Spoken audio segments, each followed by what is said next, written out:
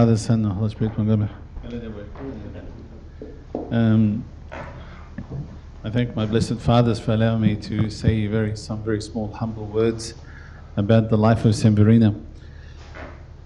There's information about St Verena that both comes from Upper Egypt, and there's information that comes from the other side, from Switzerland. And some information are accurate, and some are, in terms of there's just a little bit of a difference between the stories. So the idea of St Verena was that she was related to Saint Maurice, and St Verena is named is a patron saint of Switzerland, and her church lays in Zurzach. Zurzach means bathhouse, and she was supposed to be related to Saint Maurice. Now that relationship might be as a cousin, or the relationship might be as in friendship, but she traveled with the Theban Legion. So the city of Verona is named after her. And interesting that St Maurice, the city of St Moritz is named after him, and the country of, which one? Mauritius. Mauritius is named after him. The whole country is named after St Maurice. And so when St Verena came to Switzerland, left the Theban Legion and traveled by herself, she went past several areas. She landed in Switzerland. And there's been a story that the chancellor or the king of the day got sick, and therefore she healed him, and then they converted to Christianity. I'm more interested, though, in the life of St Verena post her death. She wasn't. She was not martyred.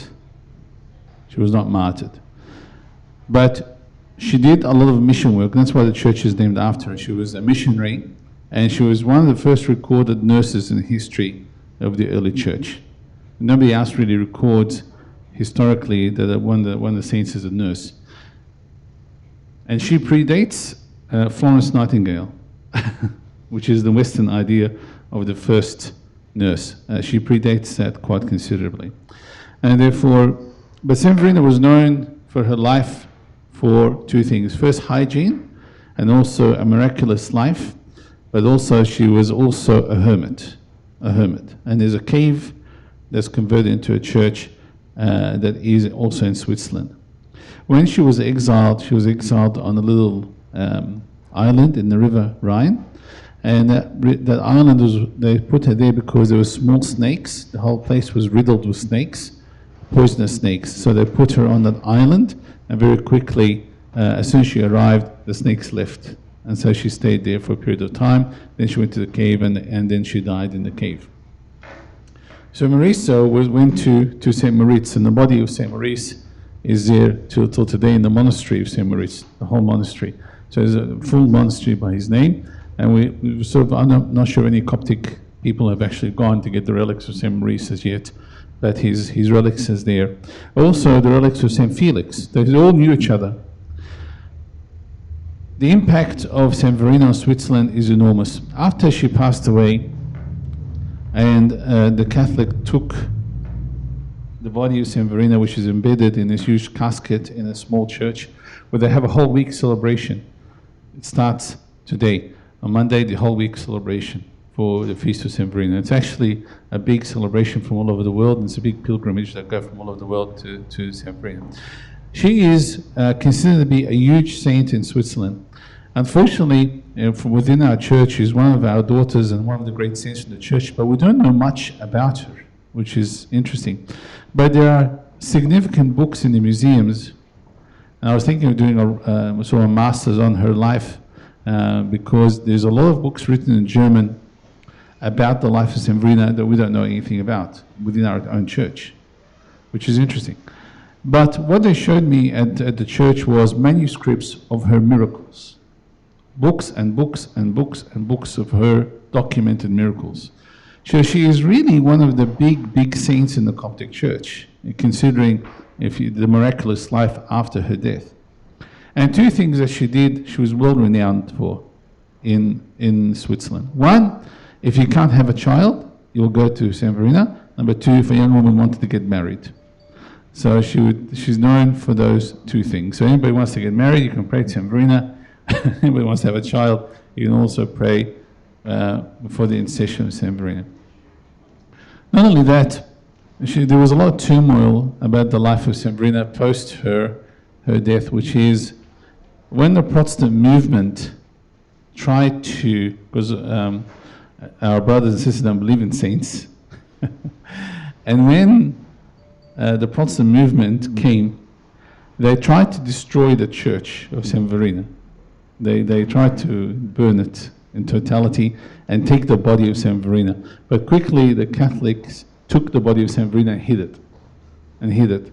And until it was actually quite a deadly attack.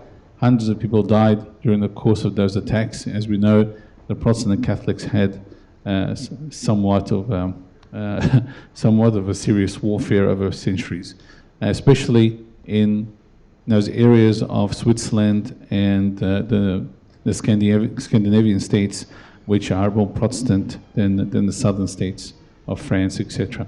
And so when the Protestant movement tried to burn the church of St Verena, they didn't get very far. They got to the outside, but they hid the body of St Verena, and then once they built the church back again, the authorities came, they rebuilt that church. The church is a wonderful, beautiful church with amazing relics and amazing iconography of saints that we're unaware of. Example, they have a relic of St Felix, and they're all related. St Felix with St Recula, with the 6,600 men of Thebes, with their ancillary suppliers. It's not just 6,600 men, but they look at significantly more than that, because they used to carry nurses and suppliers and steelworks and laborers and administrators, so they carried with them numerous other people. And the blood of those martyrs of 6,600 men had a huge impact. Sometimes we diminish the impact of the saints of the Theban Legion. We have actually, there's some manuscripts that document a significant portion of names of the 6,600 martyrs. So it's really good to know that when I was looking at them, it's names actually that some of them are European now. Like, for example, St. Recula. Recula, I'm not sure. When have you heard of a name for Recula in Egypt, Upper Egypt? Though it's a pretty standard name in the Nordic countries. Recula was the sister of St. Felix. The sister of St. Felix. And so, as we know in Zurich, when they martyred St. Felix and St. Recula, brother and sister, they beheaded them. And then the legend goes, or the story goes in Zurich, that they took their heads with them and they walked up the hill and kneeled. And that's where they found them. And therefore they knew that God wanted to build the church on top of the hill, and that's where the church is currently, is on top of that hill, by the name of St. Felix and St. Recula. So they had this martyrs and this great sense of the Coptic church. And notice that the Coptic church was missionary in a tremendous way. But I want to talk about also just one last point. Is sometimes we romanticize about the martyrs. The romanticism is, if I was there, I would be a martyr like them. No, don't go down that path, because you might be very disappointed in yourself when death and tribulation and punishment and torture comes your way. A martyr, in many writings of the church, says that a martyr starts martyrdom way before he was martyred. You have to be spiritually ready to be martyred to get to the point. So we need to stop romanticizing about a martyr, because it is a life. It's called the life of martyrdom and the life of witnessing to Christ. Sometimes we consider the romanticism, for example, Ambab Shoy, tying his hair. Yeah, I'm going to do like Ambab Shoy. That's after Habibi 34 years of solitude and asceticism and struggling, the spiritual struggle and spiritual warfare, rather than, but I want to be like Ambab Shoy. That's a great blessing to be like Ambab Shoy or St Verena. But it takes a lot of spiritual discernment and a spiritual father, and a life of asceticism. The life of martyrdom, one wonderful book that wrote the life of Christ from an Eastern Orthodox perspective, and I like that book very much, which said that Christ was crucified the day he was born, not the day of his death. So he lived a life of crucifixion and torture and struggle and asceticism and betrayal right from his birth. As we know the stories, Tabani, he fled to Egypt, etc., etc. And so is the life of a martyr. At some point in time, the life of a martyr becomes a pathway to martyrdom. It's not, we can't just pick up in a materialistic secular world where we're a little bit like Abuna Suhail said today, احنا يمكن احنا مندلعين شوية. I doubt very much واحد متدلع شوية can be a martyr. If you can't even fast and you can't hold yourself 1 or 2 days with fasting, or you تيجي تسبيحة تيجي بطول الليل and يا تعبان مش قادر, and then take 4 days to sleep it off. You know, you're not really on the path of martyrdom, really. So we need to just to examine ourselves. The life of a martyr is someone that is prepared to die for Christ at any point of time, and that's why we've had so many great pillars of faith, monastics, etc., etc. Now, don't forget, martyrdom is not just martyrdom of blood, but there's different types of martyrdom. For example, a monk can be very ascetic, and there's different type of martyrdom. A martyr that gives to the poor and lives in poverty is a different type of martyrdom. A servant that gives his life to Christ and serving others is a different type of martyrdom. Abuna can be a martyr in his life of service, in the life of his spiritual life, and his life of dedication to God and dedication of washing the feet of others. This is a different type of martyrdom. Another type of martyrdom, of course, is persecution.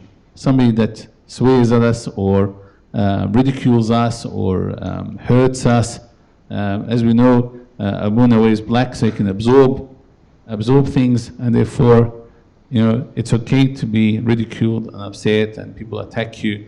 Abuna is obviously a very easy target, but this is okay as well. This is part of our challenge, and this is part of our spiritual life.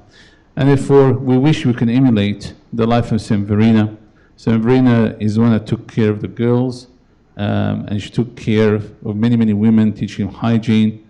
And you know the pharaonic comb that she has, a 2-edged comb, which is pharaonic, but also performed numerous miracles of her life, even though she was a very, very young woman. Very young woman. She died young, and she traveled with Theban Legion between the age probably 16 to 18. She was young.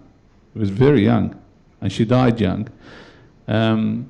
In terms of apparitions, St. Mary had appeared to St Verena numerous times, and also it was St Mary that called her to tell her about her departure as well. So she had a tremendous relationship with St Mary and with all the saints, and she is both ascetic, monastic, miraculous. Her life was pure and holy, chastity, live a life of poverty, martyrdom in numerous angles from different parts. A wonderful story, and I'll never forget this story, was a nun that had cancer, and tells about, this was in the 19th century, and it says that as she was reading the Bible, an angel came to her and gave her a crown and said to her, "This is the crown of chastity." She was okay, fair enough. And it's the crown of monasticism. She said, "That's fair enough, I'm a nun." And then he gave her a third crown and said, "This is the crown of martyrdom." And she said to him, "I'm not martyred. I didn't shed my blood for blood of Christ." He said, "No, because you have cancer and you're carrying your cross of cancer, that's your martyrdom." And then the Lord was so graceful and so loving that He gave her a crown of martyrdom, which is tremendous, and that's something that we can't add up by our own intellectual abilities. Who's a martyr, who's not a martyr? We don't know. We don't know, and we will never know. May the life of St Verena be inspiration to all our young girls and be an example of seriousness and a seriously committed individual at a very young age to commit her life to Christ and to go to a foreign country, to leave her parents and to preach the word and to focus on the things that she was good at, which was hygiene and teaching the girls, and glory be to God forever.